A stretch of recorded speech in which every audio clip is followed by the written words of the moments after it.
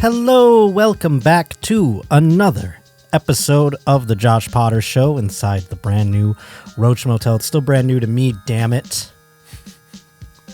And today, a wonderful program on our hands. I want to let you know, by the way, if you want to see the Roach live, coming to a few places here in Southern California and nearby.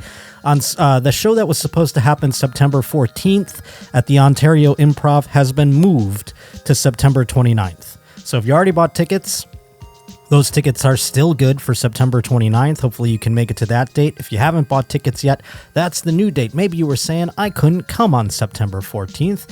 Now you can, friends, if you can make it out September 29th. Apparently Leslie Jones just had to do a show on September 14th. So I got, what am I going to say? So you can't say no to Leslie Jones. No, it's not not even my decision to say no to Leslie Jones. But, so that's going on the 29th, the very next day, heading to Yuma, Arizona with one Chase O'Donnell. We're co-headlining at a place down there called The Cress. And that, again, is the September the 30th. So make sure you get tickets to that. It's me, Chase O'Donnell, co-headlining that whole affair. And then on October the 6th here in Oxnard, California, at Levity Live at Oxnard. So yeah, got a few of those coming up, a handful more to be announced very soon. So thank you very much if you have been coming out to the shows. You can go over to my Instagram at Josh_Potter and find out about all of them. You can also go to my Twitter at J_Potter. And remember, if there's anything you'd like to send into the program here, whether it be music like LC Flowers here, sending in this banger called Little Wars, or you can send in your reports, or you can just give me some feedback of what's going on in your world out there. Maybe you can give me a little advice too. We'll get into that in a couple of moments, because I'm finding out there's a lot of ladies that listen to this program. That's cool. Also, by the way, if you want to join up on the Patreon, up there we have an hour of comedy, kind of. It's not really any jokes or anything like that. It's me on stage doing color commentary and play-by-play for a Bills game, the Chiefs-Bills game back in the playoffs last season. And also you get a podcast every single week, an audio-only podcast for right now. We're working on getting video soon with my buddy Matt Bergman. So that's what you can get over at patreon.com/The Josh Potter Show. And twitch.tv/Josh_Potter is where you can find me on there. And yeah, we're going to get that bad boy up and running soon, too. It's just this move has been hell, Rob, and I'm roping you into it now. With I've been home a total of 6 days in the past month, I think, if you count them all up together. And moving during that time has been arduous. And really, it's just a matter of getting furniture delivered to me, I have to go, not only I have to pick it out, I have to decide what kind of couch do I want. I've never thought about that in my life. I just sit on a couch and go, hey, this couch is nice. I've never thought about materials. I've never thought about having to measure and figure out a size of a couch. I've never purchased furniture in my life. So I purchased a couch, a dining room set, and a TV stand. Pretty much just the essentials. I have a bed already. I got that already in there. So those are the essentials that I've got just to begin. And getting them has been a nightmare. But, we have to wait a couple of weeks for them to come in, and then they deliver. And today they were I'm home for quite literally, I got home last night, and I embark out again tomorrow, back to the East Coast once again in the morning. And I'm not complaining because I love my life, what it is, and I love traveling. But damn it, this fucking furniture people, they have a truck, that they deliver the furniture on. Evidently, with the heat going on here in Los Angeles, the truck exploded or something. I don't know. It overheated, and they couldn't deliver my furniture today. And they're like, we can come on Monday. And I'm like, well, here's one problem. I'm not going to be home till Monday afternoon. That's just the way the flights work. And I can't change my flight at this point or anything like that. And so I've solicited Rob's help, and I appreciate you doing that, buddy, going over there and making sure that those dolts bring my furniture to my house. No problem. I don't live that far away from your new place. Yeah. So it works out great. And I can't think of literally anybody else I would trust that would be able to do it. So yeah, it's just been a nightmare. And then my buddy Matt Wayne, a comic. I mentioned them last week on the program, coming to stay with me for the Bills game next week. We're going to the Rams game. So if you follow me on Instagram, get ready for some it's going to be a good time on Instagram on 2 days from now. So my buddy is arriving, if you're watching this the day this comes out, tomorrow. And I had just gotten home, or actually he arrived today. If you're watching this the day it comes out, he arrived today. So I hope I have a couch that he can sleep on. Do you know what I'm saying? Like, that's my biggest wish. And then I have to also make like a Target run and still get like a shower curtain and like, forks. I don't know, everything. So I'm going to go, when I land yesterday, I'm going to go to Target and just buy a bunch of stuff and like home necessities and things like that. And hopefully I get it all ready to go, because I don't know what I'm going to do. Otherwise, I'll feel so bad. I'll have to buy him like a hotel room or something. But nevertheless, I can't wait for the Bills game. Football is just 2 days away, and the Bills and Rams kick it all off, and I'm pumped for that. First of all, before I get into the future, I want to talk about the past a bit.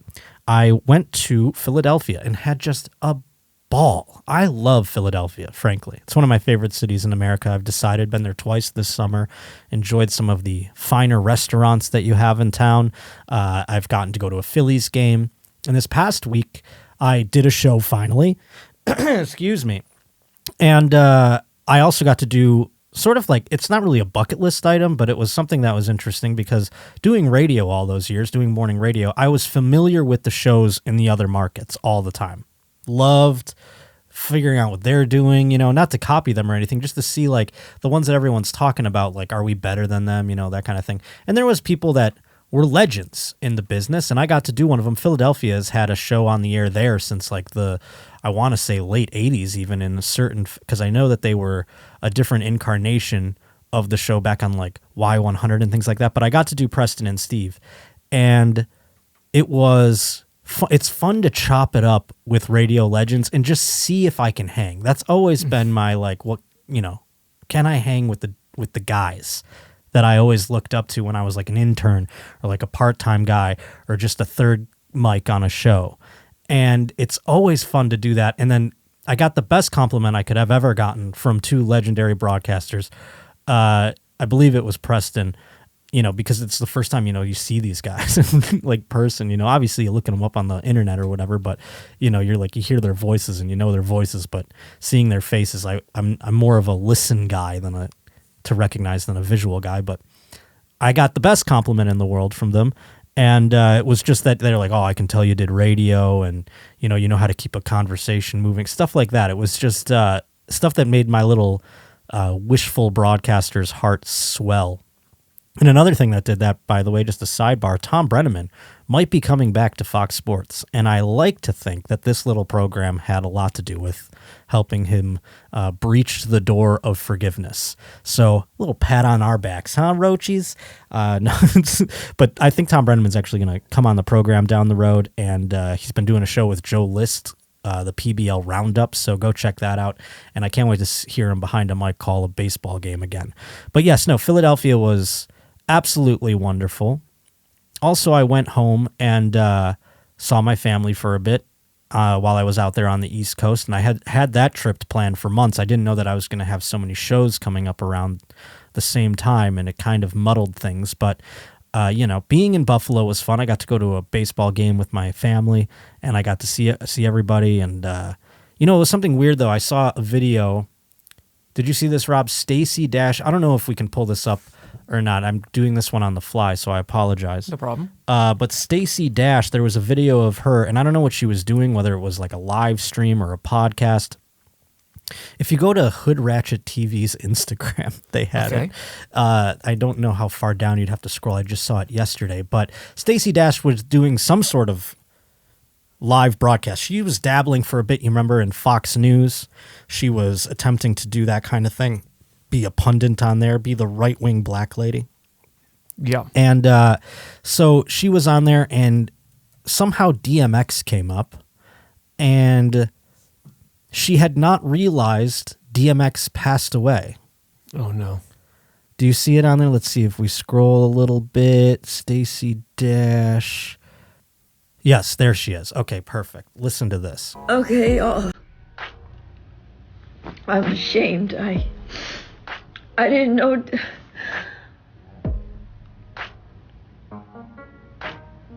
I didn't know DMX died. I didn't know. From a cocaine overdose.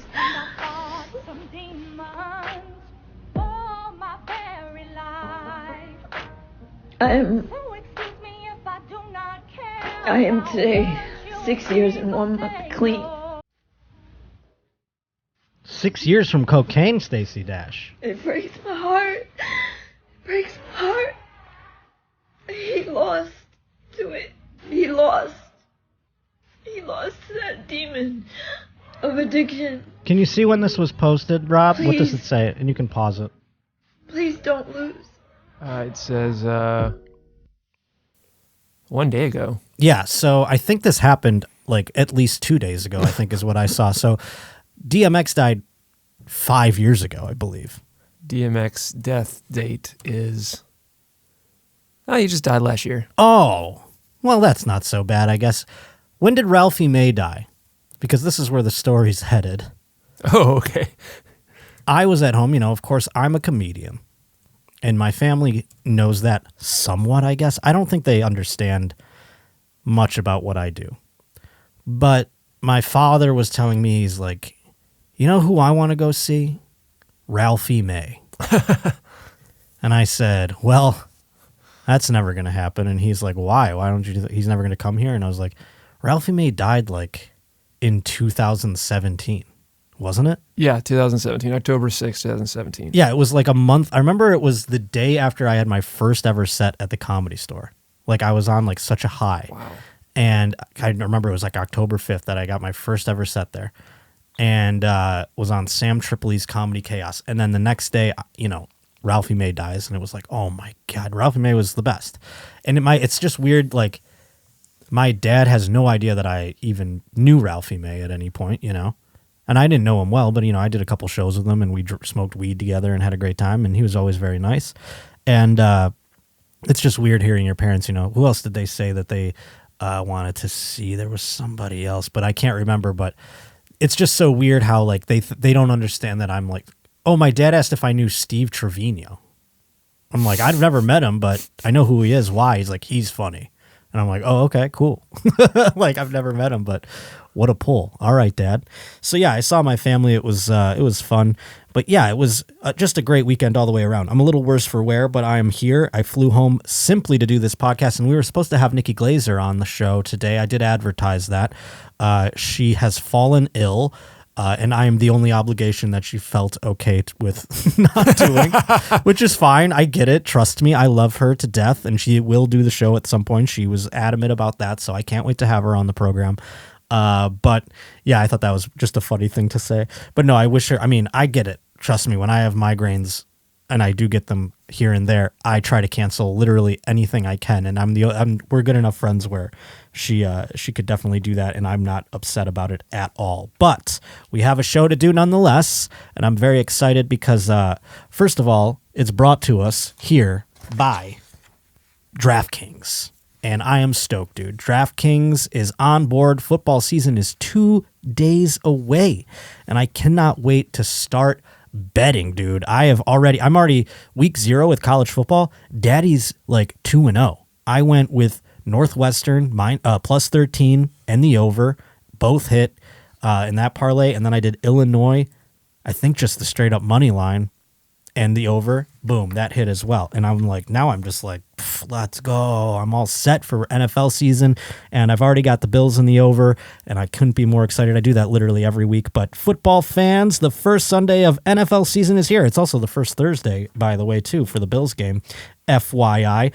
And with DraftKings Sportsbook, the official sports betting partner with the NFL, they're giving new customers an offer to celebrate the return of the NFL. New customers can bet just $5 and you'll get $200 in free bets instantly.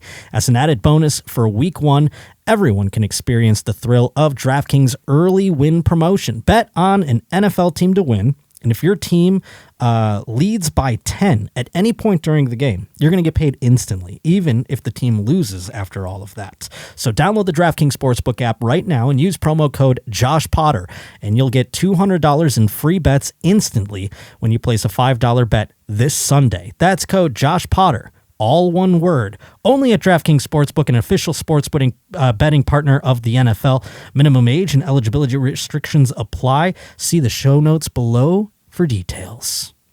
And we'll get to the sports in just a little bit. But first up, remember, joshpottershow@gmail.com is where you can send emails. Got a few of them here. And people sending articles. I like when people send the articles in and they give a little, blurb of why they want me to talk about it. That's exciting. Sometimes there are great Roach reporters out there who send things into joshpottershow@gmail.com that are just links. And I click on it and I see the headline and I go, I see why they sent that. I mean, I can do something with that or whatever, or I want to report on that. But, I also enjoy if it has something to do with your life. So let's get into the news now, shall we?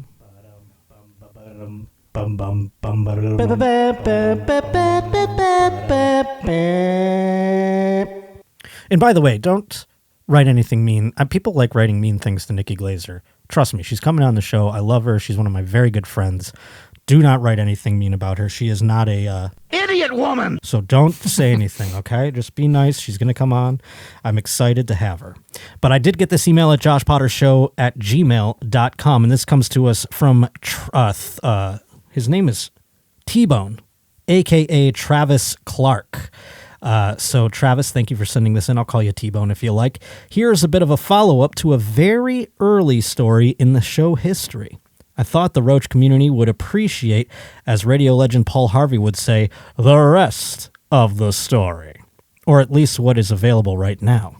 There are some good pictures of the two females as well. Ooh, I like that. That's for our viewing pleasure if you're on YouTube. I will keep you updated on this as the story develops. Also, on the side note, I feel a bit of personal connection to this story, as my name is Travis Clark as well. So the man in this story, the perpetrator, if you will, his name is Travis Clark, evidently. That's why T-Bone sent this bad boy in. Glad to know others are out there giving us a good name.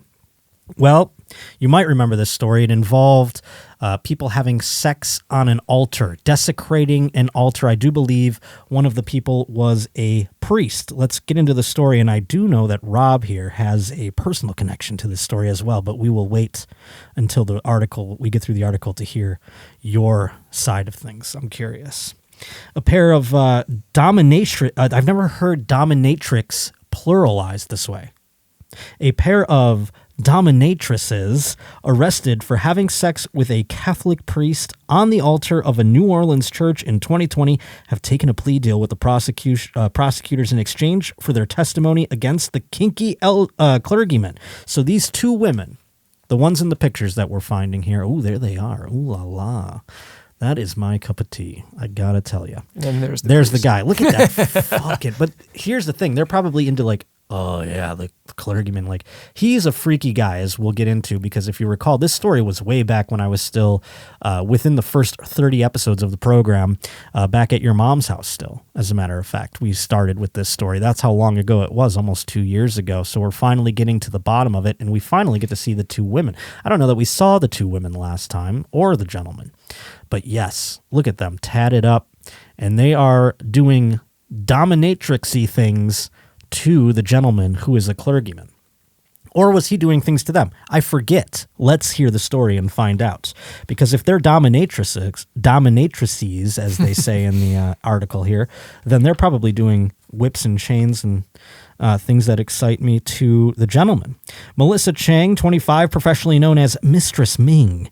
And that's wild that she would go with the alliteration and also stick with an Asian name. That's very nice. And Mindy Dixon, 43, a.k.a. Satanatrix, or Lady the Sixth, or Lady V, I guess it would be. I thought it was Roman numerals for a second. Each entered a guilty plea to a misdemeanor charge of institutional vandalism. They also agreed to return to court next year as a witness for the prosecution of Travis Clark, the former priest of Saints Peter and Paul Catholic Church in Pearl River. Clark, 39, charged with obscenity and institutional vandalism, both felonies for his role in the raunchy romp. Dixon and Chang had also faced felony charges before their pleading on July 26th, the same day that they were issued summonses to appear at Clark's trial in January, according to the news at NOLA.com. Both women received suspended sentences for 2 years. Why do we need the legal jargon? I'm just going to jump to the bottom of it here. The fallen holy man foresaw his alleged partners in crime turned against him, and his lawyer filed a motion to split the criminal case from theirs, saying that he believed that they intended to exculpate. I don't know that word. Exculpate? Yes. What does that mean, Rob? To...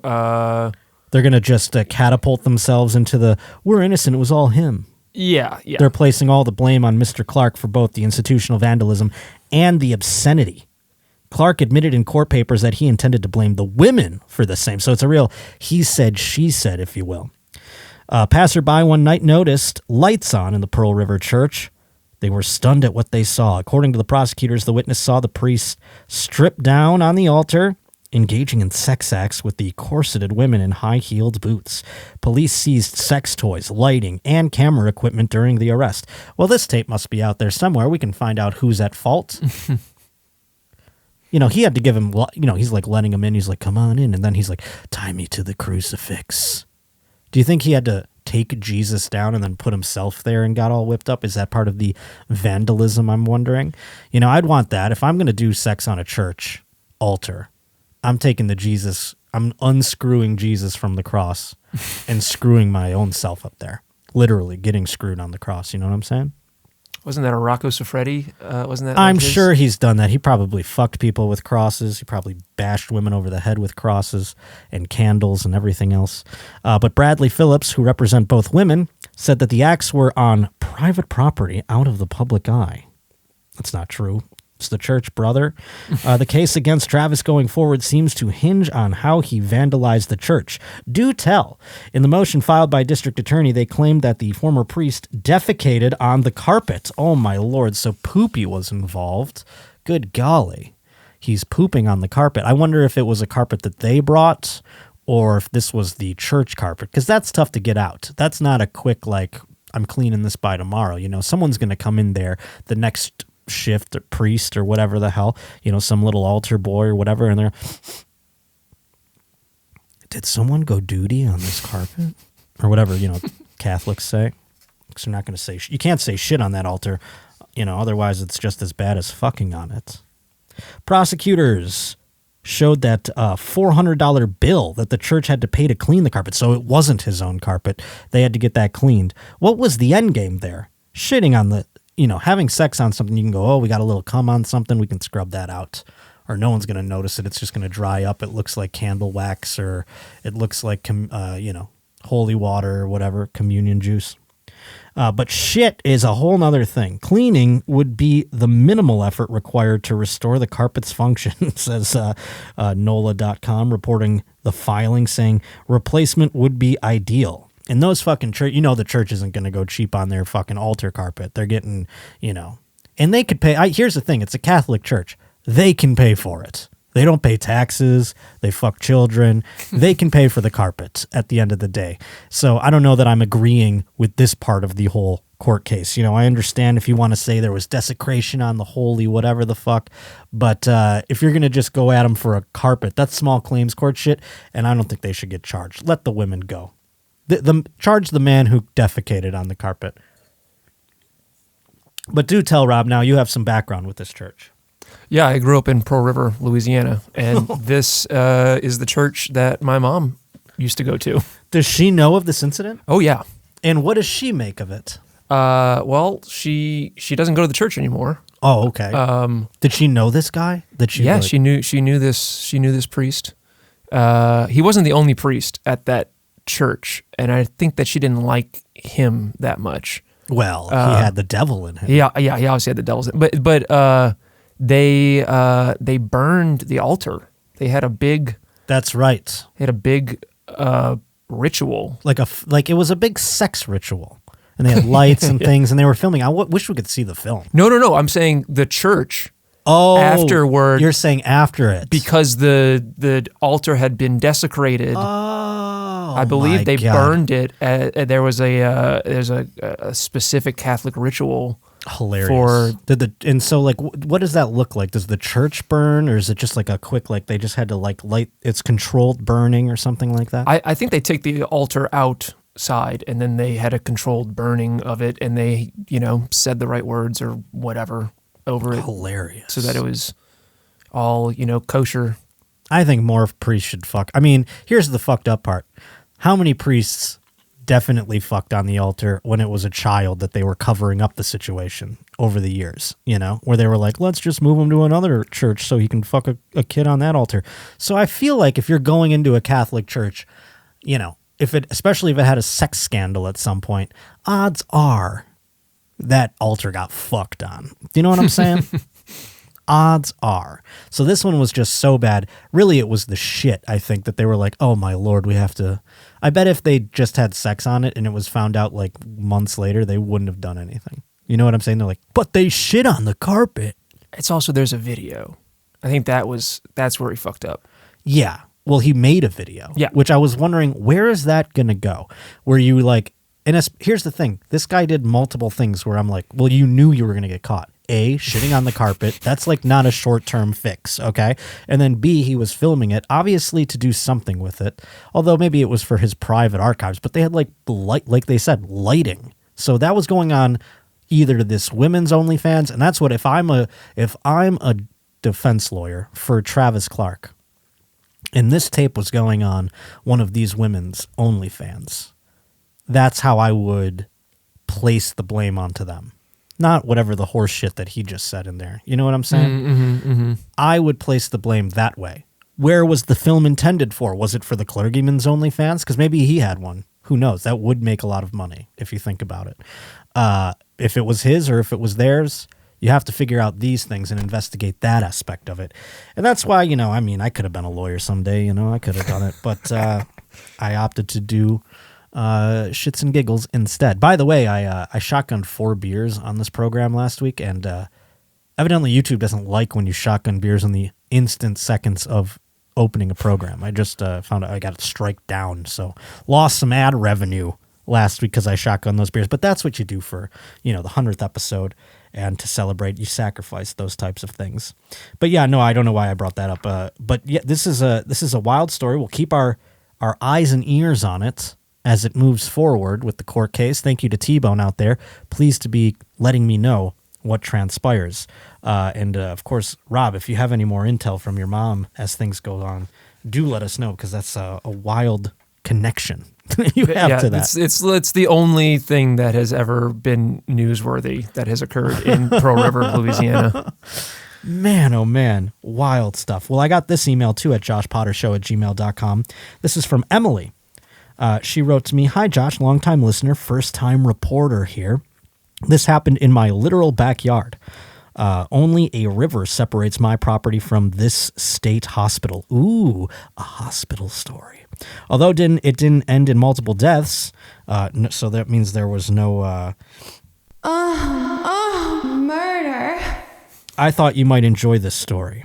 A horny staff member helped a patient escape, but their plans were ruined when her car ran out of gas less than 20 miles away from the hospital, and they hid out in the brush at a local lake until being found by police. Here's the full article, complete with the news story for your viewing pleasure. We don't need to hear the news story because I think that would get us taken off YouTube, although I think that Stacy Dash one, keep an eye out for that one because it had music in it. An employee who went missing along with a patient at the Osawatomie State Hospital, which, by the way, mental hospital, not just your average, like, I have a toothache, or I don't know what people go to the, whatever the case may be. My neck, I hurt my neck. No, this is a mental hospital. Keep that in mind.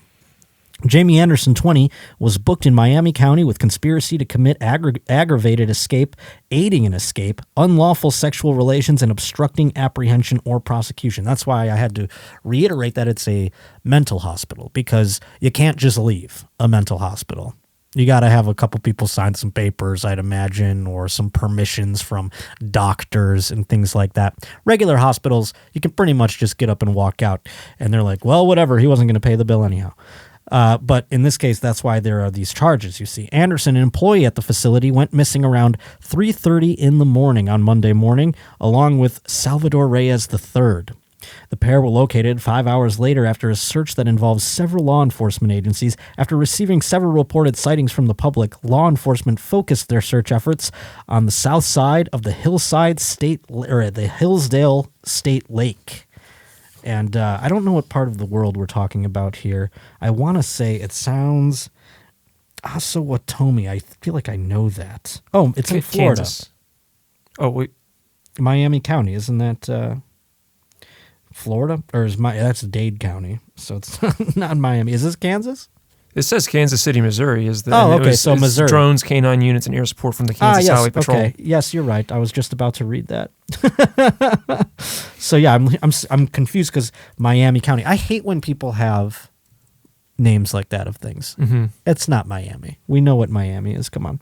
Drones, canine units, and air support from the Kansas Highway Patrol later helped the law enforcement spot Anderson and Reyes at the tree line. The pair were taken into custody. Reyes is also being held on conspiracy to commit aggravated escape from custody, interference with law enforcement. Well, they didn't get into what the man was in there for. You know? They didn't tell us why he was in the mental institution. That bums me out. I would have liked to have known, because here's the thing. The woman who was working there was enamored by him. So was he in there for, is he like fucking Hannibal Lecter or something like that, where he's like super charming and can just like whisper sweet nothings into an empty head and have it come out the other side as I love you? Because that would be something.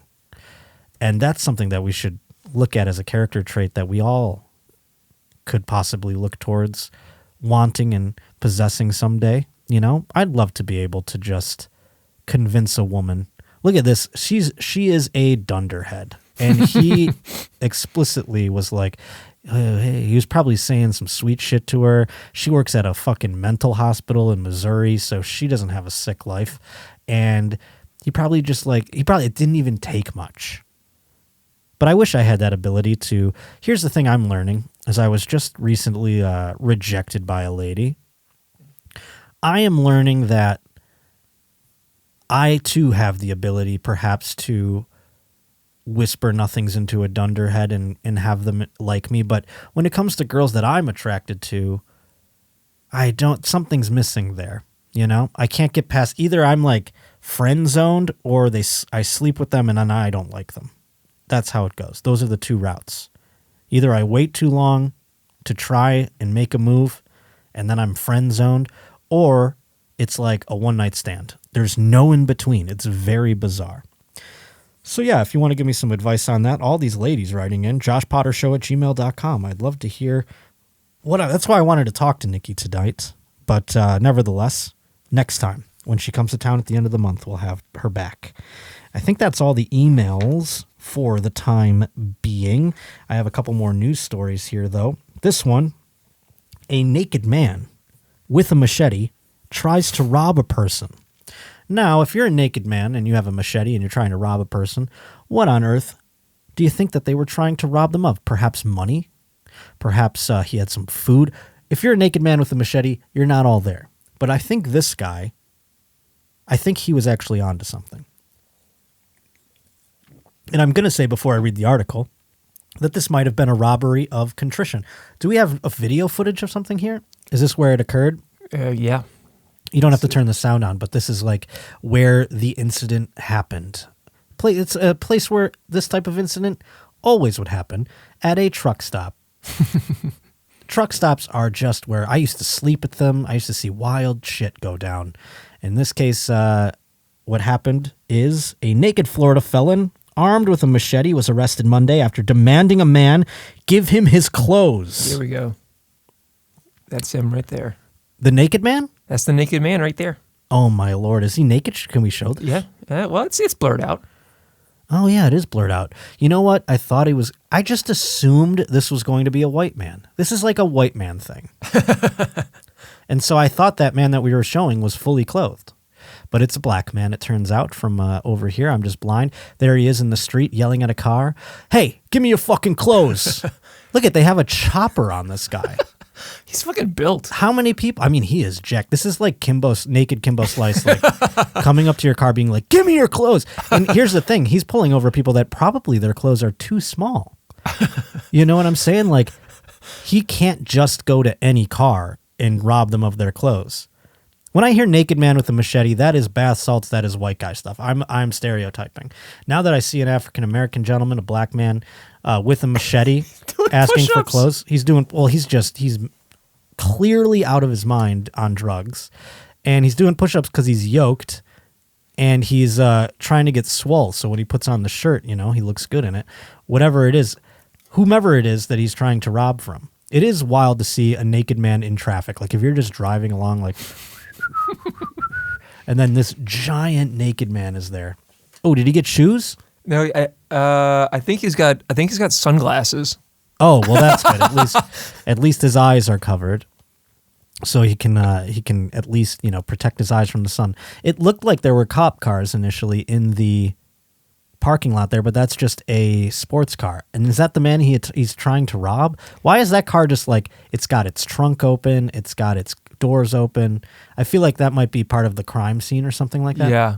Oh, now he's just laying down there. They didn't hit him with anything, did they? I don't look think at him. so. He's giving up so nicely. Now the chopper is above. These guys have dash cams. If there wasn't dash cams, body cams, excuse me, I'm sure they would smash this man's face into the ground a million times. It would be something like that. And he'd be like, you know, the next hero at the end of the day for, you know, protests and things like that. So thank God he went in peacefully. He dropped the machete and the cops were chill, and hopefully they got him some damn clothes. That's all he wanted, folks, was some clothes. All right. You know, people sometimes they don't have food. They need money. This man, just give him your shirt. What are you going to do? You have more shirts at home. Give the man your shirt. I would have been like, if he stopped me, I would have been like, it's not going to fit you. Is this too small? And he probably would have moved on. That's the way I would have diffused the situation. But before we get to the final news story of the day, I wanted to let you know that we have another great sponsor on the program today. The Josh Potter Show is brought to us by Displate. Do we have the Displate here, Yes, Rob? we do. Can you bring it over here as I read the copy? Displate is a cool new metal poster that you're going to want in every room. They have millions of cool designs available featuring gaming, movies, comics, anime. They have anything that you could possibly wish for. And in fact, they gave me this guy right here, a sweet Roach poster. Check it out. It's metal as hell, dude. And it's light, but that is metal. That is not paper. It's so cool. I'm so happy that they gave this to me. A very special item. I don't know that you can buy this item, but you should if you can. And they've got everything. They got anything you could want. Again, Star Wars, Netflix, more. They have official licenses with all those designs. And they gave me this Rochi right here. And it only takes 20 seconds to hang these bad boys. They're very lightweight. There's no power tools needed. There's no wall damage, no frustrations when you're trying to hang them. And once you mount one, you can switch it out with a new plate in a flash. With every plate that you buy, Displate is going to go plant a tree too. Isn't that amazing? They're saving on paper with the metal, and they're planting trees all the time when people buy them. So click the link right now in the show description, and you can see some of my favorite Displates and save up to 29% off. That's 25% off when you buy one or two, and then 29% off when you buy three or more. So again, you can save up to 29% off going by clicking that link down in the old show description there. Discounts will automatically be applied to your cart when you click on the link, or use code JOSHPOTTER when you visit Displate.com. That's Displate.com, code JOSHPOTTER, or click the link in the show notes. So thank you very much to Displate. Final news story. This one has a very exciting video that goes along with it. And I've been on planes a lot, as I mentioned. Traveling has been something that normally I don't let bother me. But when you do it frequently, and I've done now 2 trips to the East Coast, and I'm about to do a third, all within 2 weeks of each other, that starts to get a little bit daunting. And I'm lucky that I don't ride this particular airline. I'm not a Southwest guy. I think Southwest is for animals, frankly. I had to do it once recently, and it is just, I don't care how poor I ever get, I will never do Southwest. It's bedlam. They give you a number and a letter, or a letter and a number. So it's like group A, 1 through 30 or something like that. Now, I'm like 4 or something like that. I'm not going to go up there and be like, are you 5? 4. Like, everyone's just running up there like animals. So it's bedlam. And then you have to sit, you can't pick your seat. You just have to hope that you get on there before everybody else. Just a nightmare. Like, why do you do that, Southwest? What an awful policy. And let's hear what kind of animals ride Southwest here, you see. A cabin filled with Southwest Airlines passengers recently tried to recreate a scene from Snakes on a Plane in real life, except they replaced the snakes with unwanted dick pics. Well, isn't that a nightmare to come with? The rowdy summer passengers were en route to Cabo San Lucas. And then I don't know where they were coming from, but evidently someone was airdropping nudes. Now, when you airdrop someone, Rob, you see where it's coming from, correct? Yeah, I think you do. Like, at least a number, right? And don't you have to accept it? That's the other thing, yes. But I'm sure, some idiots, multiple idiots are on there, 4 or 5, at least 3 people accepting it and going like, oh my God, and then telling on the person because it's like, you're dumb for accepting it. I've been on the subway many a time and gotten airdropped something. I go, that's got to be a dick pic. But I think you also see a preview of it maybe. So you can decline it, but you get to see what it is before you decline it. I'm not certain. I have mine off all the time, I think. And I've never even just dabbled in it. Is that an old guy thing to say? I don't really airdrop stuff. I don't use the airdrop. No, I'll just text it to somebody. So a bunch of nudes were sent, and with the nude onslaught, so there was many of them. There was a lot of them, and I don't know if this was one person or multiple people, but it was getting out of hand, and so the plane's pilot felt compelled to grab a hold of the intercom and threaten to return the taxiing aircraft back to its gates. The pilot's frustration plea was captured through this August 25th TikTok uploaded by user Taylor Marzales. Well, let's see if we can play it here. Apparently, it's from Houston. They were flying out of Houston. Okay. So here's the deal. This continues while we're on the ground. I'm going to have to pull back to the gate. Everybody's going to have to get off. We're going to have to get security involved. And it's vacation that's going to be ruined. So you folks, whatever that airdrop thing is, quit sending naked pictures. Let's get yourself to Cabo. So, I don't know. Here's the other part. The pilot getting on there, I think that really scared everybody, because here's the thing, if I'm on there and I got airdropped it, I would be like, come on, I don't give a shit that this guy sent his dick. Can we just leave? You're gonna make me the punishment because one guy's doing this or 2 guys are doing this is that we all have to sit here on the plane with these perverts. That's the fucking you know what I mean? Like, come on, bring security on then and kick this fucking guy off. Like, at the end of the day, he's still committed basically a sex crime. This isn't semen terrorism, but it's like sending a dick pic. I think it's kind of considered a sex crime at the end of the day if you're doing it unsolicitedly like that. I'm going to turn this damn plane around. Major dad vibes according to this article, but I think it was just like, it's also just like, it reminded me of being on the school bus. Like, everyone's yelling fuck or something like that or chanting something. I remember I was on the school bus in 9th grade, and everyone's chanting fuck something or whatever. And the bus driver was like, I'm going to go back to the school. And I was one of these kids who was probably chanting at first, but once they said that, I'm like, well, I don't want to go back to the school. Please don't go back to the school. So I stopped. And one of the bad kids, he goes, I'm going to skull fuck you, to the bus driver. And the bus driver just turned right the fuck around, and we had to go back to the school while that kid got kicked off. And I'm like, so because that kid did it, we all have to go back to the school, and I have to get home a half hour later or whatever. That's annoying to me. I didn't say I was going to skull fuck you. That kid did. Make him just stay on the bus the whole time until you drop us all off.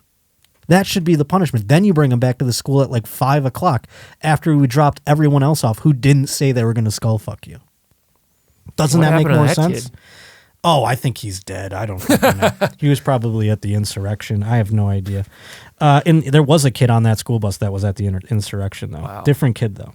In the old days, you had to have a long trench coat and good running shoes, New York Councilman Joseph Borelli said in an interview with the New York Times regarding this incident. Technology has made it significantly easier to be a creep. Apparently, that applies to all these flights as well. A couple of the users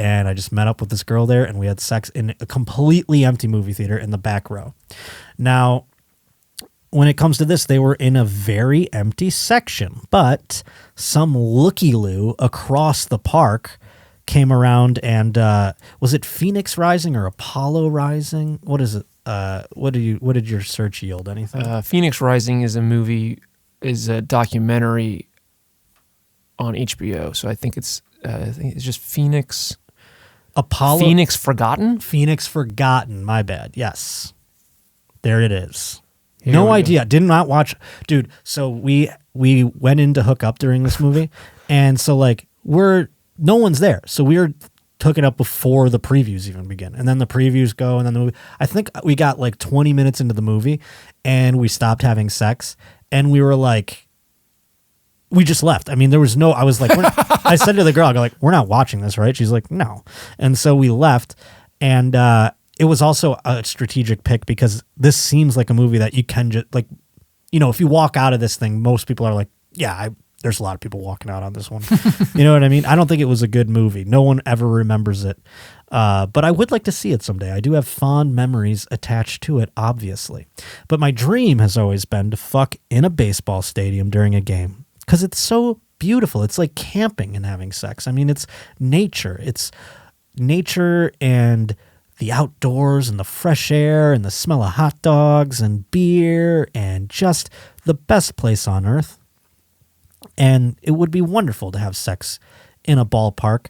And you would think back in the day, nobody's picking up on that because none of the cameras, they're all down on the field. There are some B-roll footage of ESPN cameras and local broadcast cameras that have found people having sex, and they're all over the place online. And I actually got almost kicked off of Instagram because I posted one thinking it was just like a woman doing this, on a guy's lap with her skirt on, and I show it. At one point, she gets up and you just see the guy's dong, and and I was like, oh, I didn't even notice that when I posted it on Instagram. But man, oh man, like now with cameras on, everybody's got a camera now. So it's not even like if ESPN picks it up, it's now if the dude across the way picks it up or whatever, if he's not keeping his eyes on the ball game and he's got his eyes on your ball game, that's the problem. So I feel bad for this couple. I hate that there's, this guy was posting it, and I think I probably would have done that too, but this is a lesson for all of us. If we see people fucking, don't film it and post it. You're a narc, let them fuck. Hopefully that guy's camera's shitty. He probably had like an iPhone SE or something like that, and the people's faces are too blurry for the police to ever find them. I hope that is the case. But elsewhere, as I mentioned, football starting soon, and I'm excited for it. 2 days from now, the Bills will be playing the Rams. I will be in attendance. I can't wait. But with it, and I was just in Buffalo this past weekend, or actually 2 weekends ago now at this point. But the Matt Araiza thing had been going on, and that was a bummer. And I didn't even talk about it on this show because it basically leaked out and was resolved before I even left Buffalo at the end of the day. If you don't know, Matt Araiza, known as Punt God from San Diego State University, he was accused, evidently a year ago, in participating in a gang rape.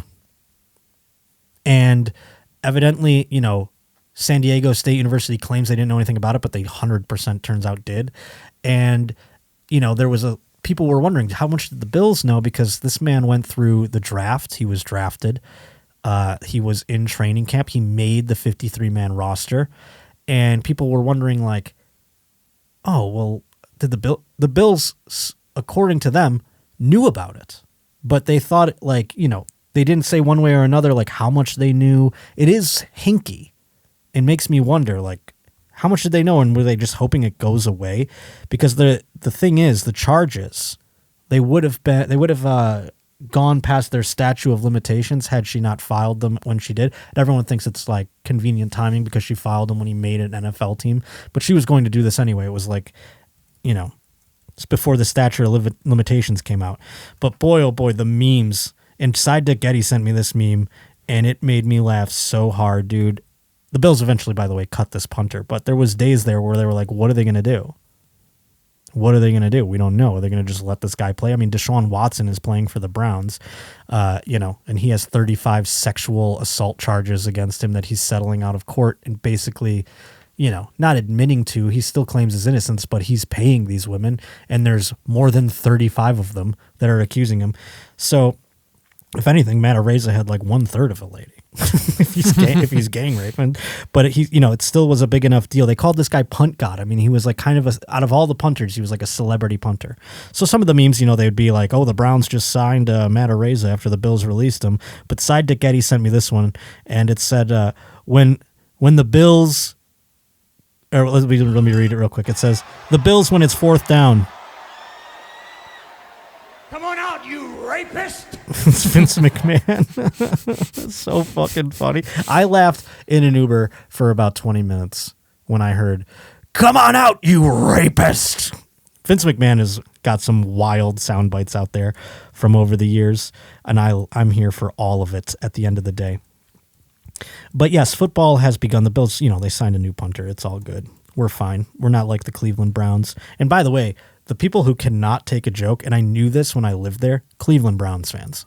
They are the most, it's like you got this guy on your team, you're going to have to take a couple lumps. And how many jokes did you make about fucking Ben Roethlisberger on the Pittsburgh Steelers all of those years as your arch rival who beat the shit out of you? And now you have a guy that people are going to do the same thing to.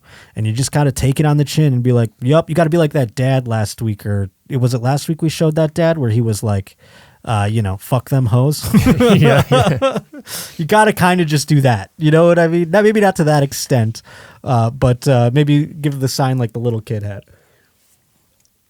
But here we have a story about another AFC East, an AFC North rival, the Ravens.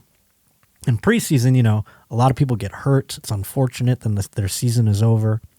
In this incident, the mascot, Poe, because you see the Ravens, they have their mascot's name, Poe. Do you understand? Edgar Allan Poe. Get it? Get it. And so he's a Raven, quote the Raven, such and such. So here's video of what happened to poor Poe. I don't know why he's out there playing.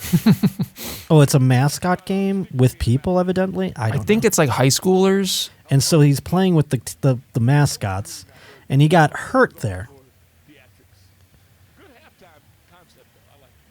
And so the people on the broadcast are saying, I hope this is just theatrics or whatever from the halftime performance, yada, yada, yada. But the poor mascot was carted off. Like, I think he's legitimately hurt. The man who's in the costume is legitimately hurt. And props to him for not taking the head off. Because my mother has pointed this out to me. I used to, for a restaurant my mother worked for, I would wear one of the costumes, it was a bumblebee. And my mom would always say, you don't take that head off if there's children around. Because it will fuck them up psychologically.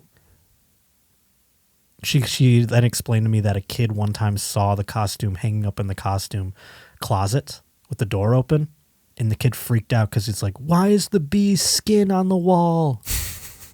My mom told me all this like when I was a teenager. So now I'm conscious of that though. With these mascots in their heads, they're taking them off and putting them on and shit. I go, that's going to fuck some little kid up. They might not express it, but in their brains. And I don't know if my mom's not a psychologist. She's a morbid woman. So that's why, she thought those things. But props to this mascot for not doing that. And I do believe the person is really hurt, the man inside the costume. And I don't know to what extent. Let's see if the article says the Baltimore Ravens had some of the worst injury luck in the NFL has ever seen last year, and they still found a way to get injured this Saturday. The Ravens mascot Poe had to be carted off during halftime. The team's NFL record-extending preseason win against the Washington Commanders. That's right, the Ravens they've won preseason games for like 6 years in a row. It's wild. Not that matters.